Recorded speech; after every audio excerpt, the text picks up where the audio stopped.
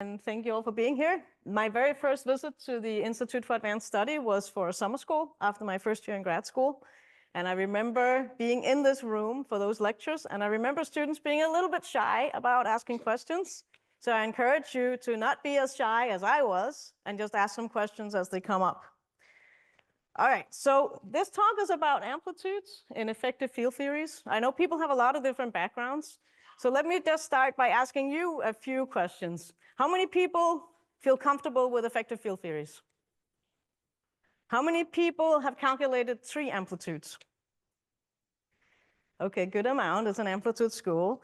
How many people have calculated a 1-loop amplitude? Okay, you took quantum field theory, good, part 2.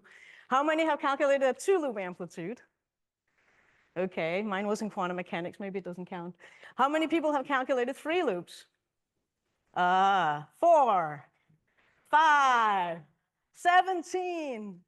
Okay, Nima? No, really? Okay. All right. Well, that's not what we're doing today, but I wanted to get a gauge on what people know. I'm going to start out pretty basic in these 2 lectures today to try to introduce effective field theories in the context of scalar fields.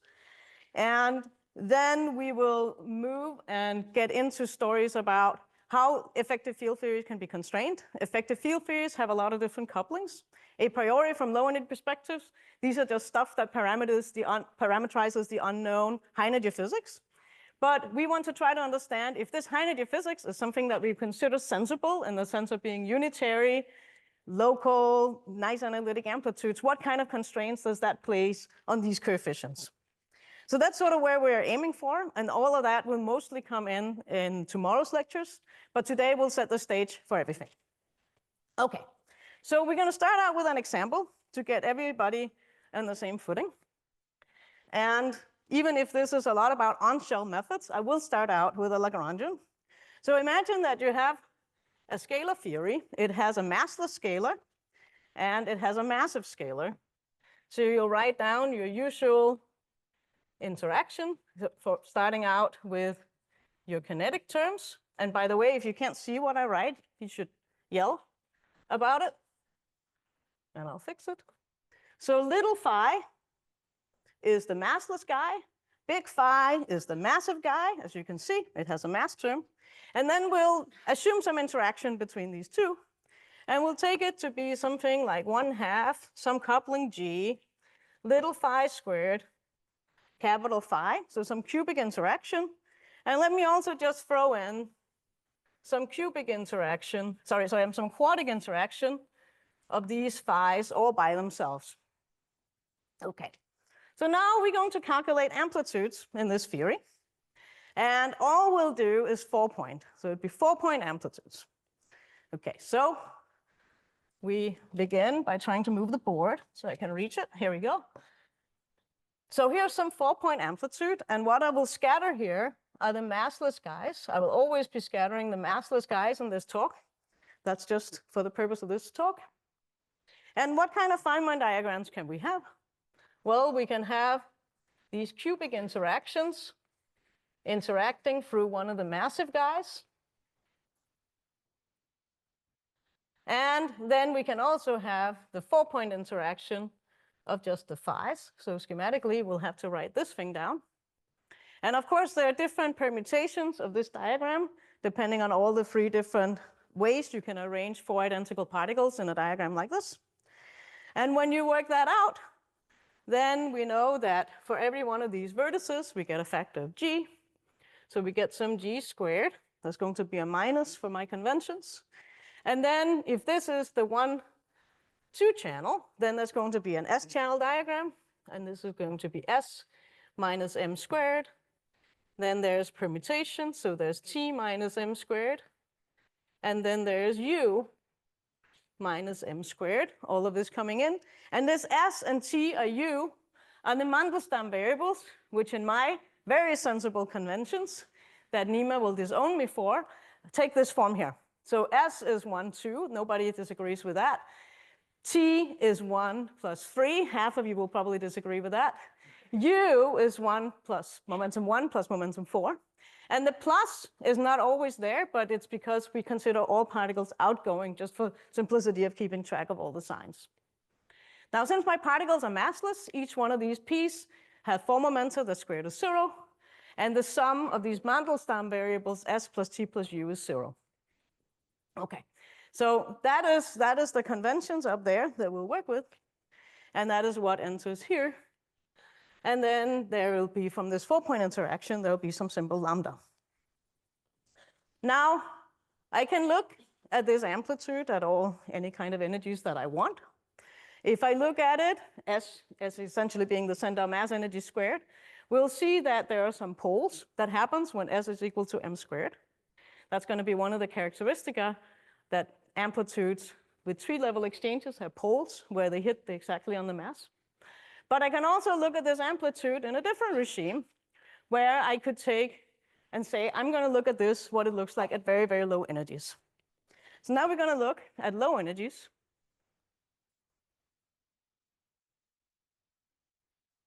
And we're going to expand in s over m squared and t over m squared and u over m squared, all being some small numbers. And when we do this, we all know how to do it because this is just a geometric series. Then we get, and I'll rearrange a little bit, I'll get lambda plus. Well, the first thing I get is 3 terms that are all the same. They're all g squared over m squared. So I get 3 g squared over m squared. And now I'm going to get more terms. I'll get one term that is s plus t plus u. But that goes away because of momentum conservation. So I have to set to the next order, and I'm going to get a term that is g squared divided by m to the 6, and then it's s squared plus t squared plus u squared. And I can keep going. I'll have a term that is, let me put it down here so you can see. There's a term here that is g, I want a little more space, g squared over m to the 8th of s times t times u, but that's also the same. Let me write it out the way you would get it. s cubed, t cubed, u cubed, and I know you can do this, but I want to write one more term, just for good measure, which is s to the 4 plus t to the 4 plus u to the 4 plus dot, dot, dot. You can keep going.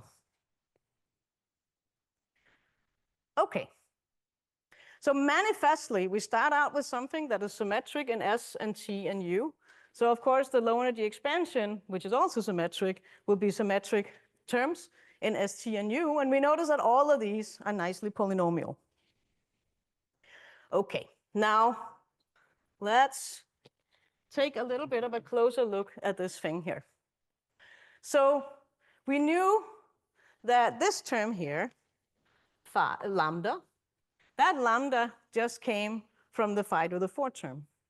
So if I wanted to know where this term, which is also just a constant, comes from, I could say this comes from some term in the Lagrangian, which is 1 over 4 factorial, lambda times 3g squared over m squared times phi to the 4. Okay, what about all the other guys? Well, all these other guys have energy momentum dependence. And energy momentum dependence, we know from quantum mechanics, is something that has to do with derivatives. So let's try to figure out how that works. So we know that momentum is derivatives. We know that this is 4-point scattering of little phi's, so there has to be something with 4 phi's. What's the only thing I can do? I can put some derivatives of phi's. We know that all these derivatives have to create some Lorentz invariant contractions, so that means I have to contract all the indices. So all I really have to do to schematically write down where these interactions come from is count power of momentum and put in the correct number of derivatives. So schematically, this whole low energy expansion would come from a Lagrangian, which I'll call my low energy Lagrangian. It has my usual kinetic term for my massless scalar, which I'm scattering. It has this interaction term for the phi to the 4 interaction, like that. And then I go to the first possible term here, and I see it's something with momentum to the 4th power. So I should take something, some number, some combinatorial number, and then I'm going to put in that coupling g squared over m to the 6, and then put something as a placeholder, which is some contraction of 4 derivatives sitting in some way on 4 scalars. And now I can carry on. I can look at the next term, g squared over m to the 8. That should be something with 6 derivatives on it, on 4 fields, and so on. So schematically, that's what it would look like. And again, there will be some number that sits in front that takes care of your Feynman rule combinatorics. There is, in this low energy effective action, or the effective Lagrangian, there are no capital phis. We're only capturing the physics of scattering the 4 massless guys. And we say in the words in high energy physics that the massive field has been integrated out. What that really means is that the effect of it sits now in the imprint of these coefficients that we have in the low energy effective theory. And that is exactly what this is. This is an example of a low energy effective field theory, which we abbreviate as EFT. Now, what if I had just said from the beginning, like, oh, this was some effective field theory that came from expanding at low energy some very particular amplitude that arose from the interactions between this massless scalar and some massive scalar with mass m? What if I had been much more general about what I could possibly have? Well, to figure that out, we need to use the stick. And get all that up there away from us. Here we go. Oopsie. And so if I want to look at more generally an effective field theory for a massless scalar field phi, then I would just write the following. I'll say, okay, let me assume that I have the usual kinetic term for a massless field. I have some coupling for phi to the 4. So I have my usual lambda 0 phi to the 4. Now, I could write stuff with 2 derivatives. I can contract 2 derivatives, right? So I could write minus some coupling g1 times d squared phi to the 4. And then I could write the next thing, minus g2 d to the 4 phi to the 4 minus g3 d to the 6 phi to the 4 plus blah, blah, blah, blah, blah, blah, blah. Now, I'm interested in understanding how these interactions contribute to 2-to-2 scattering. So 4-point amplitudes only. And for that purpose, all I have to consider is what these operators, as I call them, these higher derivative operators, what they look like when I'm on shell. On shell means p squared equal to 0, and I obey momentum conservation. Now, if I go look in detail at this, I would quickly find that this is really a total derivative, so it shouldn't be there. So this is actually 0 because it's a total derivative. No matter how you try to dress 4 scalar fields with 2 derivatives, you can always write it as something that has to do with either p squared, so a derivative, I mean, basically box phi squared. So this could be box phi 0, or it will be just a total derivative. And that matches very well with the fact that over here in our low energy expansion, we didn't have any term that were linear in S, T, and U because S plus T plus U was 0. Okay, so here's the idea. A specific high energy theory, a specific set of UV physics, something with masses and interactions and so on, that we could write down as an explicit Lagrangian like that one up there with other fields, will give rise in low energy to some low energy effective theory, which always has to take this schematic form. But if you know what that UV physics is, all the massive particles, everything in the spectrum, all the interactions, you would be computing very specific coefficients, G1, G2, G3, and so on.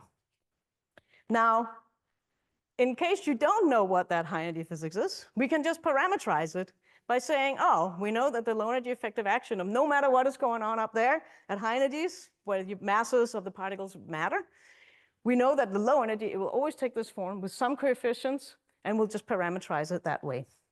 And that is a key idea in effective field theories. So let's try to write that down too.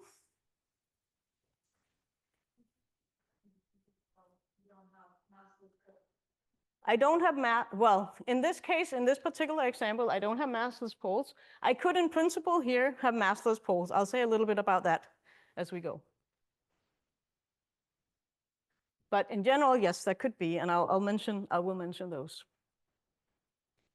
Okay, so basically, the idea is that I have some UV physics, and that UV physics at low energy will give me some effective field theory for the massless, or in some cases, the low mass, if I have a hierarchy of masses, low mass states. And the specifics of this, say, information about the spectrum of the massive states, couplings, etc., that would get imprinted in the effective couplings of these higher derivative operators. So these sit in what we could call the effective couplings, GI. And these have a name. These are called the Wilson coefficients. Okay, Wilson coefficients. Yes. Yeah. Yes, so from this formalism, it's very hard to see that the low energy effective field theory will actually flow to a UV fixed point. Well, that's not, I have made no promises of such a thing. Yes. Yeah. Oh, yeah. So the question was, there's no apparent guarantee that if I start here at low energy, that I would flow up to something that has a UV fixed point or something like that. So we cannot flow. So there's no way to check that. We just like write down some like answers, like you write down. Yeah. There's no guarantee that it will have a UV complete field corresponding. Correct. Correct. So we will, that is actually what exactly, there's no guarantee that this would create a well-defined UV theory so I think the question is exactly the point that I want to get to, which is if I just write down that low energy expansion for a Lagrangian, I'm totally allowed to do that. I can pick any couplings in principle that I want, but there's no guarantee that if I just pick some numbers and plug in for the couplings, that would be something that could come from a well-defined UV theory. And what exactly we mean by well-defined or sensible UV theory, we will actually be much more specific about. And the whole idea of these lectures is to learn what kind of very basic criteria we would want to put on such UV physics, such that we can encode those criteria on these low energy parameters or these couplings to understand what are the limitations of those couplings, such that what you said, that it came from some sensible UV physics, would actually be true. That's the whole key idea in this. Great question. Okay, but before we get to that, then what we are doing is to say, if I knew the UV physics, I could compute these effective couplings. In many cases, I may not know this physics, but you want to try to understand where it could come from. And so you would encode your unknown UV physics in these low energy couplings, and then try to learn something about the system. This is done in phenomenology. It's done in many, many different contexts where you want to try to understand physics, where you know the physics up to some certain scale. Above it, we don't know, but we can encode it in effective operators. Okay. Sorry? Yes. Sorry, could I just pick up on the previous question? So yes. Yeah, I'm just a bit wondering. So we started with like say in 4 dimensions of space-time, we added like a super renormalizable interaction, like the phi cube capital phi, and had like the renormalizable phi to the 4 interaction. And then when we made like this low energy expansion, effectively, if we are looking at it as a Lagrangian only in the small phi field, Yes. we get like a non-renormalizable series of interactions. Right.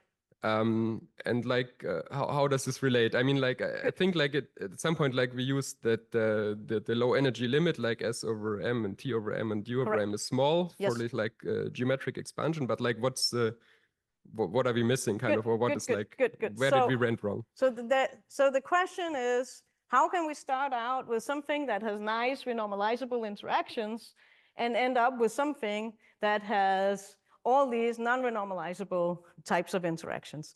The key point here is the word effective, that what we're doing is a low energy expansion. And then when you look at a Lagrangian like this, you should not expect it to work to all orders. You should not expect to do a low energy expansion and then be able to extrapolate that to arbitrarily high energies. So that's what lies in the word effective, that you should really think of this as something that is valid only up to a certain scale. And what that scale is something that we also have to discuss in this context. Gravity is exactly the same way. It has a dimensionful coupling. It has something that are basically these types of operators just for gravity, but we don't expect gravity to work beyond the Planck scale. So it only works up to a certain sensible scale. Okay, great. Thank you for asking all these questions. Okay, yes. The question is whether I would consider non-local operators. I will not consider non-local operators, only local operators. Great. We will define all these, we will make all these conditions clear. Now, yes. Is the justification for that is that at low energies, we expect things to look local, but then, yeah, maybe in the UV things look non-local. Who is asking? Sorry. Oh, right here. Sorry, you're right there. Yes. Yes. Well, and some part of the justification comes at looking at just one example where you see you generate the local physics.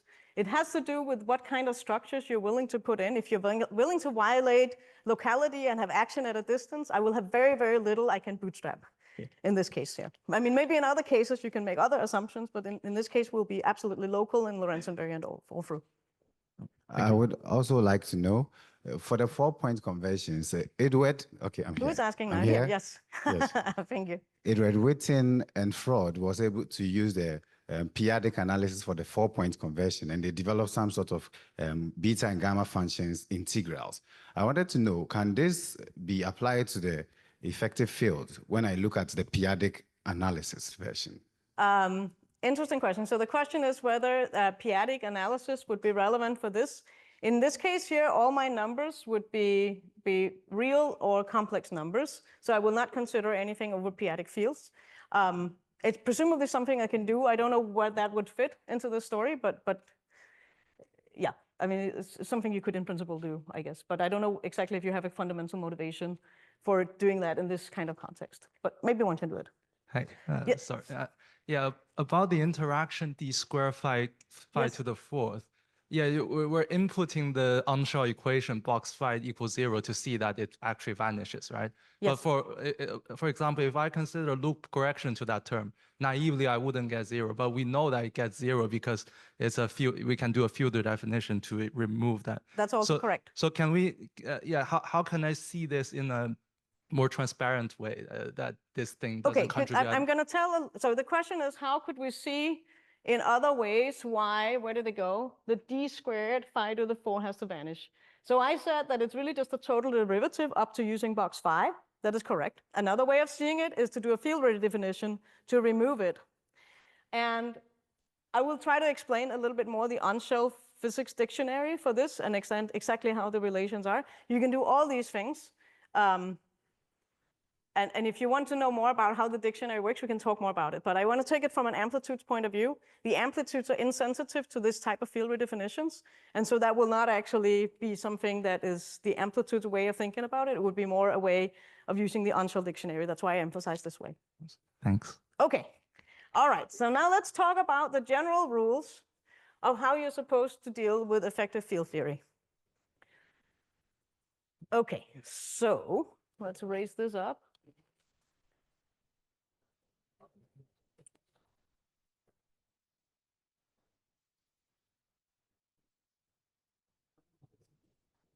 Okay, here a little bit more.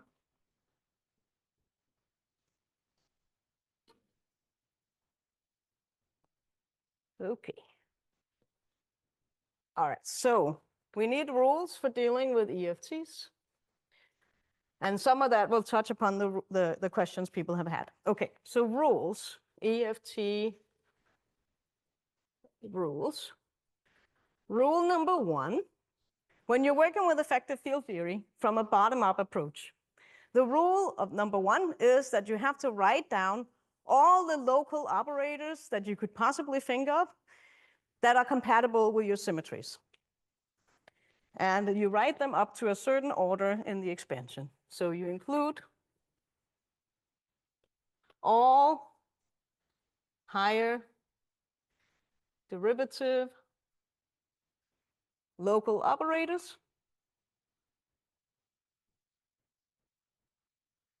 compatible with the symmetries of the problem. Whatever symmetries you may have, but one of the symmetries that I will always have in these lectures is Lorentz symmetry, Lorentz invariance. But you could also have things like a sign flip symmetry or something like that. So this wouldn't enter very much for us because we just have one field and we only look at phi to the 4. But in principle, you could have more fields and you have to write down everything compatible with your global symmetries.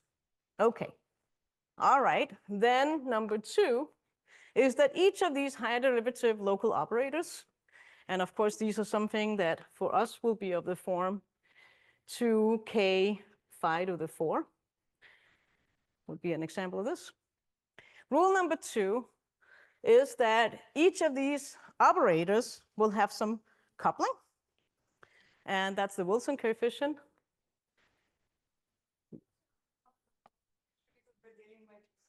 That's right, both symmetry will come in later. So in this case, I'm just writing the rules very generally. It could also be an effective field theory for fermions or vector fields or anything else. But if you're absolutely right, if they're bosons, then your amplitudes have to reflect the Bose symmetry, but we'll get to that. Okay, very good. Each operator has some coupling. And that coupling, some effective coupling, which is what we call the Wilson coefficient. So I'll use the word effective coupling and Wilson coefficients interchangeably. And then there are only 3 rules, really. The point is that there is some cutoff scale. There's some scale in the problem that tells you when this low energy description of your physics is valid. So there is some cutoff scale. There is some cutoff, we'll call it a cutoff scale. And let's for now call it lambda c. And that lambda c tells you the energy level at which this effective field theory is valid. It separates your low energy description from your high energy description. And so it's a minor scale such that the low energy description is valid at energies that are below that cutoff scale. You could say much below, you could say approximately below. We would sometimes think about sort of almost going up to it or down to it, depending on your preferences, but let's call it just less than for now. Okay, so for example, when we write down our interactions in this theory, so for example, and let me focus on 4 space-time dimensions, then I know that phi has mass dimension 1, mass dimension 1. So phi to the 4 has mass dimension 4. So any derivatives I put on phi to the 4 has to be compensated by some scale. And so the type of operators that I would have would really not be quite what I had there. It would be something that I would call my gk divided by lambda 2k, and then 2k derivatives distributed in some way on my 4 scalar fields. And when I write it like this, then this coupling gk would in 4 dimensions be a dimensionless number. So it would be just some number. Now, this scale lambda that I put here. This is just taking care of dimension analysis. The natural thing to pick is that that scale should perhaps be the cutoff.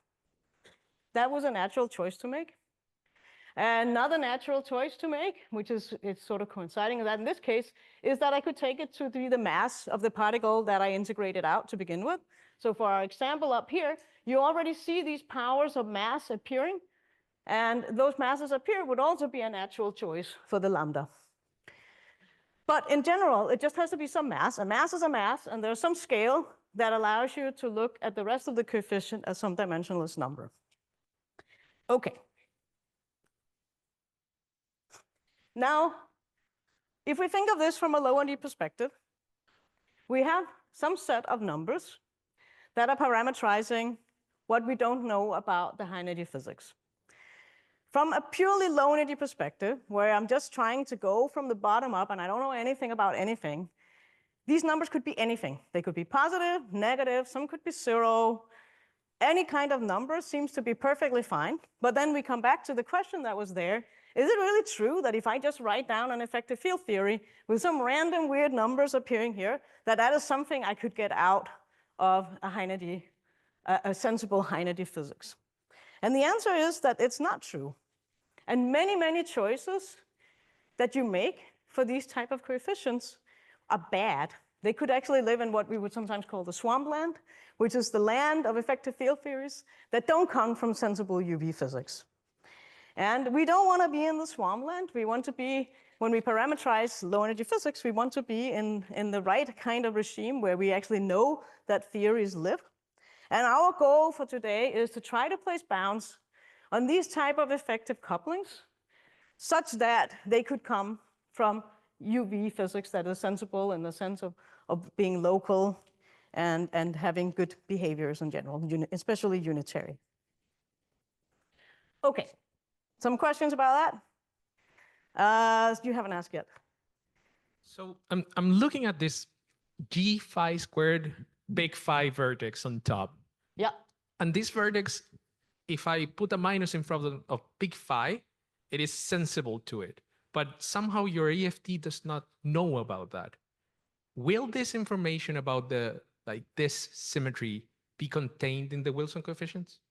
Things like the symmetries of the high energy theory can't be contained in the low energy physics.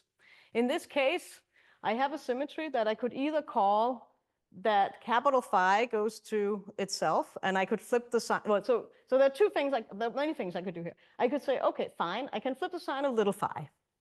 Okay, that is a symmetry of this action, but clearly it's also a symmetry of what comes out because everything is phi to the 4 or the connection. So that's clearly good. That is inherited. Then you could say, oh, what if I flip the sign of capital phi? Well, that's sometimes the same as changing the sign of G. Am I sensitive to changing the sign of G? No. In the 4-point amplitude, I'm not sensitive to it at all because everything just depends on G squared. And so you could sort of see little pieces of that appearing at the end of the day. Now, is this really a great sensible UV theory? We can debate that because this interaction is unbounded from below, so it doesn't really matter what sign I pick of it. It's always just bad in some way. But for doing tree-level scattering, it's totally fine. But you're right. If I have some UV physics, I expect global symmetries that are unbroken to in some way be inherited at low energy.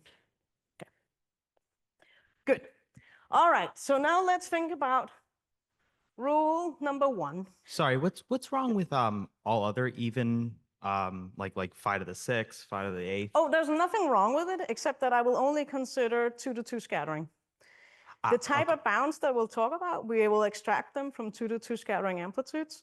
It is not known, except Nima has a paper from Liberal about going to higher points and doing this. So in general, it's not fully worked out how to do that. There's some obstacles that are hard to overcome. Thanks. But that's a question for the coffee break, also how to go to higher points. But we'll focus on 2-to-2. That's why I only write things with 4 phis. Why can't we use the RG perspective to constrain what type of operators we have? Because I know because if you want to say that I start with some high energy theory that I know, I can RG flow it. That's fine. Yeah. I need to know how my couplings run, et cetera, et cetera. But that's a little bit of a different problem. Here, I'm saying I'm going to work from the bottom up. I'm starting at low energy. I don't know anything. I want to be completely agnostic about the entire massive spectrum of my theory. I don't know if fields couple that way, or if the capital phi's couple quadratically and everything interacts through loops. I don't know if there are branch cuts. I don't know what these things are doing. I want to be completely agnostic from the bottom up. So I'm not going to do any sort of RG flowy things. I'm not going to have couplings that run either. You can, but we're not going to do it today. And there's this statement that string theory, or like any UV theory, doesn't have any global symmetries, right? Very different question. That's about closed. Okay. It's typically about closed strings and gravitons, but save that for the break. That's a little besides what we're doing now. Okay. Cool. There's one more question there. So like for those massless scalar, when I'm considering this 2-2 amplitude, so shouldn't I think about the cross symmetry there and start thinking about all the Lagrangian, like all the terms that I can write down for the Lagrangian? Yeah. So that's exactly right. So that is what rule 1 is. Is like now you have to think about all the terms you could possibly write down. And so that is in some sense we're doing here. I didn't put any pole terms explicitly. I could have. But I wrote down a quadratic, I put 2 derivatives, found out, I argued that it was a total derivative. I did the 4, I did the 6. And in principle, there can be more of each one at each level. We'll actually talk exactly about how many there are at each level in a second. So yes, I will write down. So let's talk about how to actually then do this. How do we implement these rules? Good, let's do this.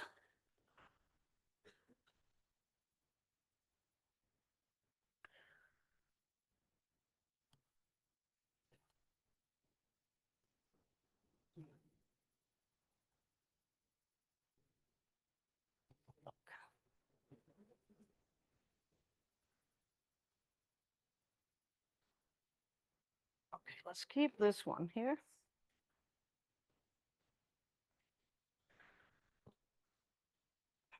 Okay, so rule number 1 of effective field theory was something that sounds very nice and innocent, is just write down all the operators that could possibly be there. And that always sounds nice and encouraging, but when you actually start doing it, as in so many other cases, things maybe get a little hairy. So if we think about this first rule, then let me ask you guys this as an example. If I look at some different ways of placing derivatives on 4 different fields. So I'm going to place 6 derivatives. Here's their contracted pairwise. And then I'm going to contract them in this way for the last term. This is one example of what I just schematically before called d to the 6 phi to the 4. That is an explicit version of that. But I can also write other versions of this. I could have a phi like this, 2 derivatives on the next phi, 2 derivatives of a different flavor on the next one, and then 2 derivatives on the last one. So that hopefully, if I wrote it down right, I contracted everything. Seems okay? Okay, so now go ahead and do your integration by parts and use box phi equal to 0 to figure out if these 2 are the same or not. I'm waiting. No. Okay, so are these the same?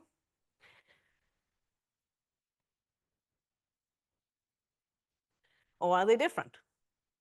Well, as you can tell, that takes a little bit of work. You can do integration by parts. You can use box phi equal to 0. And I'll see you after lunch. We can talk about it. Here's another thing. If you finish early, then I want you to find out how many d to the 36 phi to the 4 operators are there.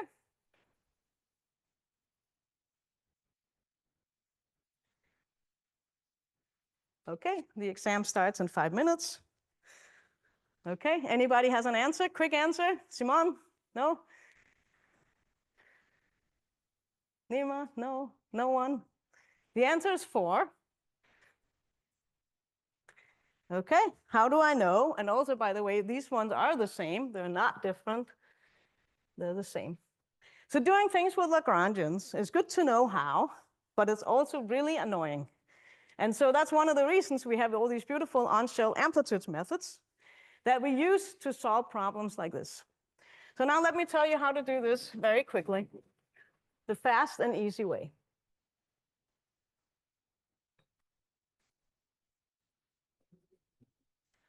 It is called the operator amplitude correspondence. And unlike other people's correspondences, it's very easy to prove.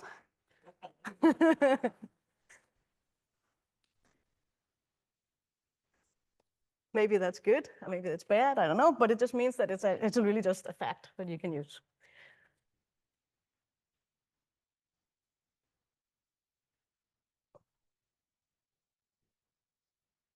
All right, now we get to the point where you can't see what I write anymore, so please yell at me if it's unclear behind all the other smudge here. Okay, so now we'll focus on the massless scalar. The massless scalar operator amplitude correspondence.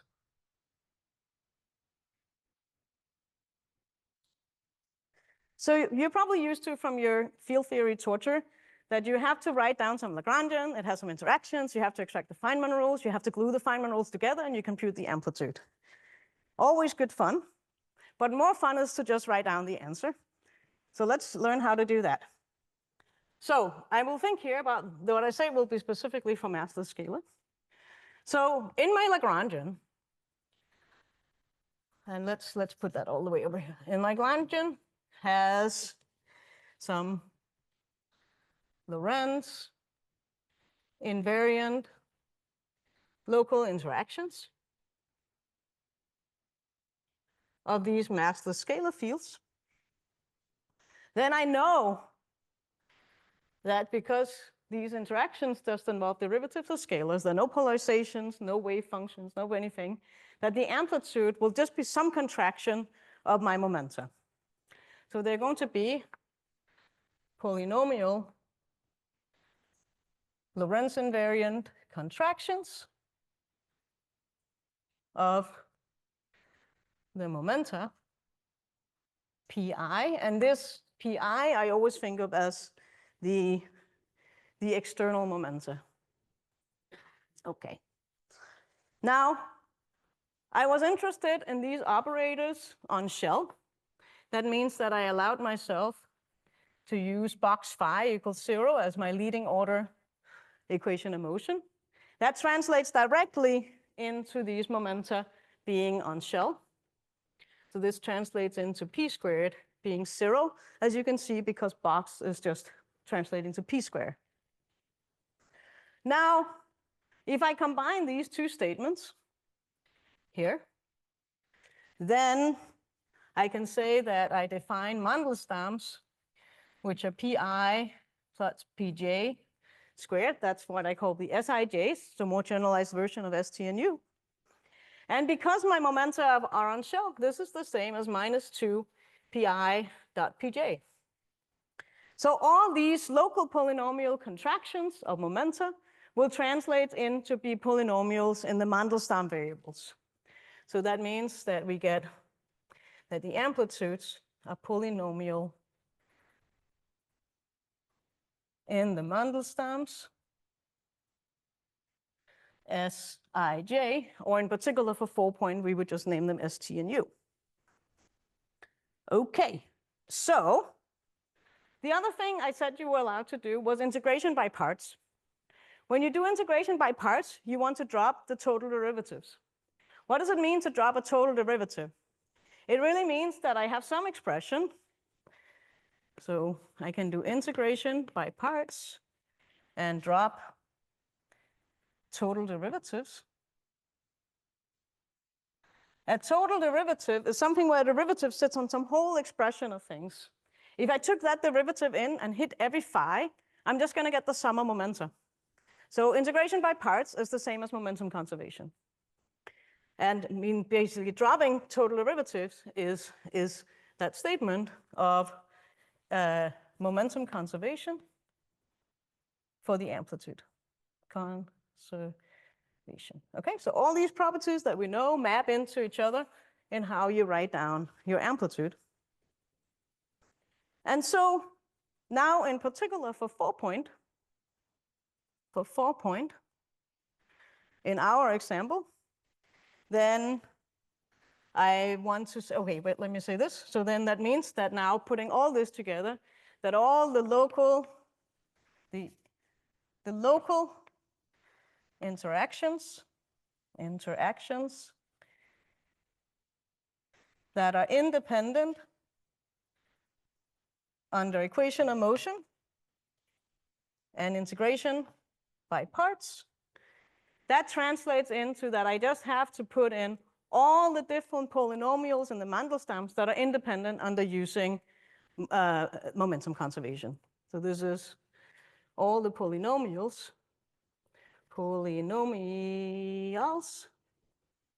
in Sij subject to the momentum conservation of the problem, which gives linear relations among the Mandelstams. So for the mathematicians, that's a nice Gröbner basis problem. For everybody else, it's a nice Mathematica problem to solve. But for 4-point, it's even simpler. So in particular, at 4-point, I just had S, T, and U. And so I need all polynomials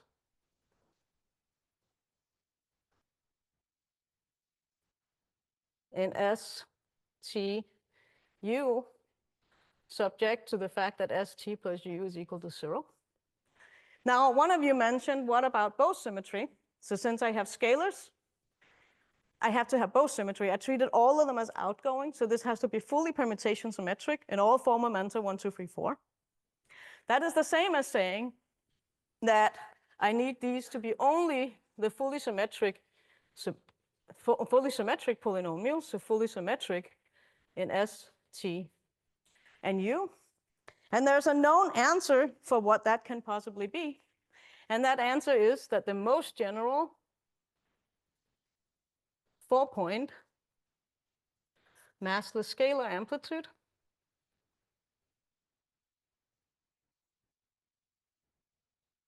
takes the following form. And this time, I guess I will write the pole terms.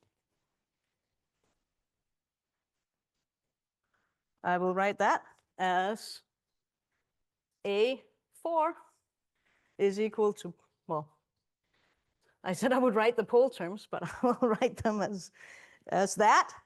So there are really 2 types of pole terms. There are pole terms that could arise from phi cubed. They're just 1 over S plus 1 over T plus 1 over U. There are also pole terms that could arise from gravitational interactions, which are the order Mandelbrot squared divided by S plus all symmetric contributions. There is no in between that vanishes by the Bose symmetrization. Anyway, the pole terms will not be so interesting to us. There'll be a phi to the 4 type of term. There'll be a G squared over lambda to the 4th. S squared, T squared, U squared is the only thing you can have. There'll be a G3 over lambda to the 6th. S cubed plus T cubed plus U cubed. I'm going to write one more because that's what I want to do. Plus dot, dot, dot, dot, dot. This was exactly the type of form we saw before from expanding the explicit amplitude, and now written just with coefficients.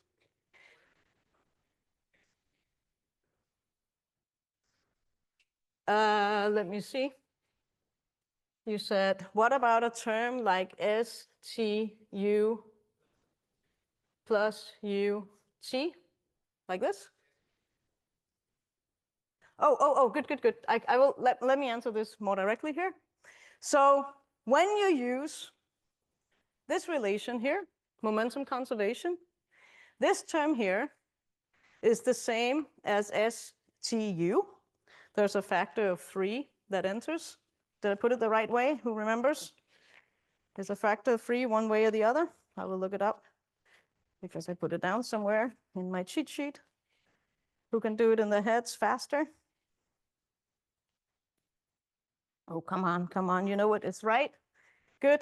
this thing is actually the same as s squared plus t squared plus u squared, all of this squared, as you can work out. But you have to compensate with a factor of 1/2 to get it to that point. And in actual generality, the most general 4-point symmetric STU polynomial that is subject to the momentum conservation takes the form of being a sum over integers k1 and k2 of STU to the k1 plus s squared plus t squared plus u squared to the k2. And then with some couplings, they could all have different couplings. Let me write them down. G k1 comma k2. That's it in front. And so that's why I wanted to do this rewriting. This was the naive form we thought we got before. The thing the question was about was why about an s times t times u? That's perfectly symmetric too, but it's not independent from this one. It's related. Similar to this one, is not independent from the other one. And anything else you can write down at these orders will be the same. So now let me come to this question I had about EFT rules. I said that, where is it hiding? Let's see, is it this one? Ooh, oops, that doesn't work.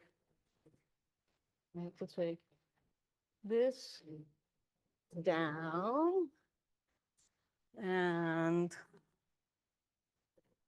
use my height. Push this up. Okay. And then we got to get rid of this again. All right, so what did I ask you guys? I said, how many, question number 1 up there, how many of these 6 derivative operators are there? Are these two things really the same or not? And the answer we can read off from here is that there's only one way of something that is cubic. If I want something at order d to the 2k phi to the 4, then I need the k to be partitioned into 3 times k1 plus 2 times k2. And for a 6 derivative operator, k is 3. So that's 3 times 1 plus 2 times 0. There's no other way of doing it. So the answer is that these two operators written explicitly out up there, they have to be the same under using equation of motion and integration by parts. Now what about the second question, d to the 36? Where do I have a little bit of nice space? Over here. Let's look at that one. Okay, so I have d to the 36 phi to the 4. K is 18. How many ways can I write k equals 18? Using this split into 3k1 plus 2k2 for integers k1 and k2. So I can write this as 3 times 6 plus 2 times 0. I can write 2 times 6 plus 2 times 3. I can write 1. No, that's not right. I can write 3 times 4. That was better, right? That gives 18. I can also write this as 3 times 3. No, that doesn't work. 3 times 2 is 6. And I need 12, so that gives me 2 times 6. And then I can write it as 3 times 0 plus 2 times 9. And these are the 4 different partitions. And that's why there are 4 dependent operators of order d to the 36 phi to the 4. Okay, way better than Lagrangians, if you ask me. Okay, there'll be more of this in the final exam. Didn't I tell you about that? It's to earn cookies, you have to do that. Okay, all right, so that's the dictionary. And now we can see that we can easily write down the effective action. And the effective action will take some form that look like this. And you see that you have to go pretty high up before you get 2 operators at the same order. Now, any questions so far? Let me see. Is it now maybe now is the time where I'm supposed to end. Is that now? Is that? Okay. I'll end now. See if you have questions. Continue after lunch.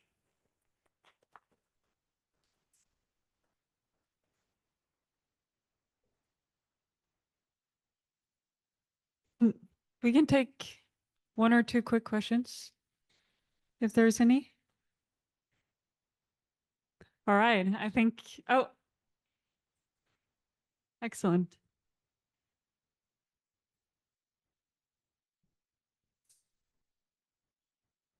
So from the amplitudes perspective, it seems like if you made little phi have a mass, the counting should still be the same because you're just gonna quotient out an s plus t plus u equals 4m squared relation. Is there some way to see from the Lagrangian perspective that making phi have a mass will result in the same So counting? when you have a mass in the problem, then you have box phi equals something with m squared phi. And that means that you are, in a sense, you're shifting orders around because you have another scale in the problem. And so you have to be much more careful with your derivative coupling scaling in that sense. So in principle, you can still write down all the same things, but now I have to be much more careful with what I mean by the counting because I have a scale in the problem, a new scale in the problem. It's not just that I get 0 by using integration by parts. It's a problem. Yeah. Yes, so I'm a little bit confused because from the counting of understood variables, it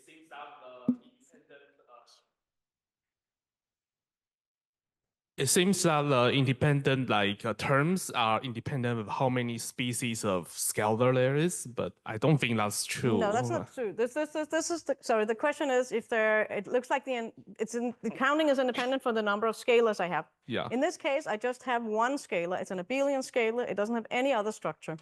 In the next lecture, we'll talk about when there's a little bit more structure to it. It's an adjoint scalar. What happens then? When it's a complex scalar, what happens then? Then it's a different story. And so here it's only valid what I'm saying for just basic counting of abelian fully symmetric scalars. I mean, in that sense. I mean, for fully symmetric amplitude. So the operator amplitude correspondence is not direct. It is direct. So so here I stated it for one massless scalar field. Yeah. If I have two massless scalar fields, I have to use this for each one of them. All this is still true. But what comes out is not necessarily that my amplitudes would have to be fully symmetric, because it would be true for any amplitude with the same type of scalar. But say that I have an amplitude like this with two different kinds of scalar. This does not have to be fully symmetric in STU. It only has to be momentum 1 and 2 symmetric and momentum 3 and 4 symmetric. Okay, thank you. So there was a time you mentioned about the field redefinition and how the scattering amplitude should be invariant under that. Right. So is it just a case for on-shell or isn't it in general? So for the amplitude is independent of field redefinitions of this type, where I can remove an interaction. When I have this nice correspondence, what is on this side doesn't see the field redefinitions. And what is on this side could naively see it. But even if I then started using these rules of what I'm allowed to do, and I don't even think about field redefinitions, I would still come to the same conclusion of what are the valid terms. But you can also argue in a different way using field redefinitions. And that doesn't come through so much here because this just doesn't care at all about this. I could add over here that I'm allowed to do field redefinitions. And what does it correspond to over here? It corresponds to nothing happens. So I think I got confused because when I'm doing field redefinition, I'm not even thinking about the on-shell del phi equals 0. Yes. It's just that I'm doing a field redefinition and it's just getting rid of some interaction. It's true that if I do a field redefinition, whether I get rid of interactions or I just move information around, it would change my Feynman rules. Mm-hmm. The statement is that if I use those changed Feynman rules and I put everything together into an on-shell amplitude, it would not know the difference of the field definition you made. If I look at it off-shell, it would know. Yeah. Thank you. Sure.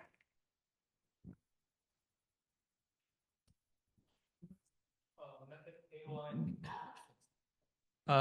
If I take K1 and K2 goes to negative integer, is it a complete basis for non-local interaction? That I'm not allowed to do because these have to be non-negative integers. Because otherwise I would have something that had poles. And that cannot arise from something that is a local interaction. in Yeah, the so my Lagrangian. question is, if that is negative integer, is it a complete basis for non-local interaction? No, it would create, I mean, in particular, negative K2 would create unphysical poles, what we call spurious poles. It would be something, I mean, well, it's not completely obvious, but it's something that you would never generate from a local Lagrangian. So you think of this coming from some integrating out of mass, some massive amplitude or something else. You would never generate a pole in 1 over s squared plus t squared plus u squared. This just doesn't happen. That would be a weird thing that would have poles off in the complex plane and so on. It would be a very odd thing. Thanks. All right. So let's wrap it up here for now and go over to lunch. So if you don't know where it is, just follow the people. It's straight across the lawn.